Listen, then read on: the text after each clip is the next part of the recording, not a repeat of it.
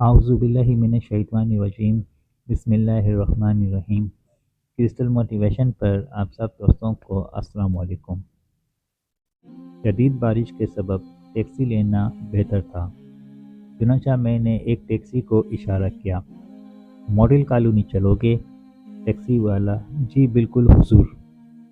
کتنے پیسے لوگے؟ ٹیکسی والا: جو دل کرے وہ دے دینا سر جی۔ پھر بھی ٹیکسی والا: سر ایک بات کہوں، برا مت ماننا، میں ایک جاہل آدمی ہوں، پر اتنا جانتا ہوں کہ جو اللہ نے میرے نام پر آپ کی جیب میں ڈال دیا ہے وہ آپ رکھ نہیں سکتے اور اس سے زیادہ دے نہیں سکتے۔ توکل اسی کا نام ہے۔ اس ٹیکسی والے کی بات میں وہ ایمان تھا جس سے ہم اکثر محروم رہتے ہیں۔ خیر، ٹیکسی میں بیٹھ گیا۔ ابھی ہم تھوڑا سا آگے ہی گئے تھے کہ مسجد دکھائی دی۔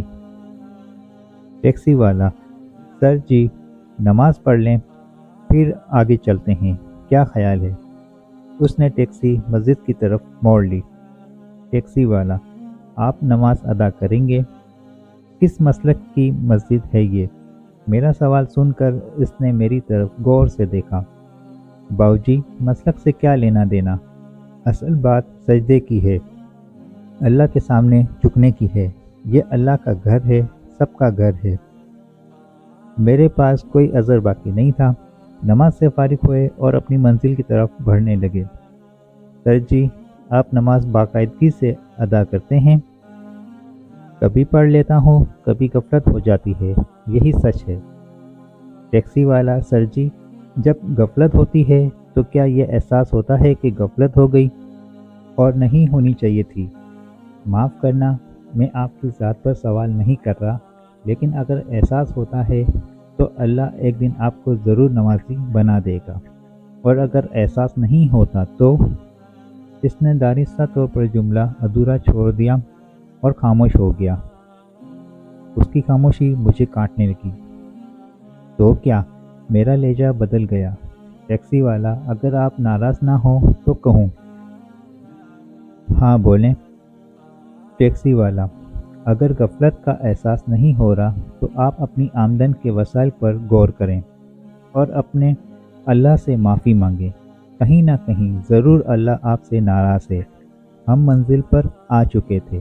میں نے اس کے توکل کا امتحان لینے کے لیے جیب سے 50 کا نوٹ نکالا اور اس کے ہاتھ پر رکھ دیا۔ اس نے بسم اللہ کہا اور نوٹ جیب میں رکھ کر کار موڑنے لگا۔ میں نے آواز دی، وہ رک گیا۔ ٹیکسی والا: حکم سر جی۔ تم ان پیسوں میں خوش ہو؟ ٹیکسی والا: سر جی مشکل سے 20 روپے کا پیٹرول جلا ہوگا۔ اللہ نے اس خراب موسم میں بھی میرے بچوں کی روٹی کا انتظام کر دیا ہے۔ میرے رونگٹے کھڑے ہو گئے۔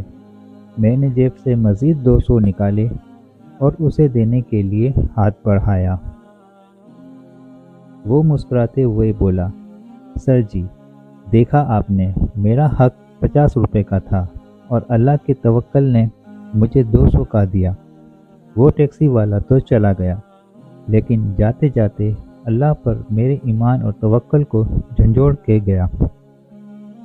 امید ہے دوستوں آج کی کہانی آپ کو پسند آئی ہو تو اسے لائک کیجیے گا اور شیئر کیجیے گا تاکہ دوسرے بھی اس سے فائدہ اٹھا سکیں۔ زندگی نے وفا کی تو انشاءاللہ ملیں گے اگلی ویڈیو میں۔ تب تک کے لیے مجھے دیں اجازت۔ اللہ حافظ۔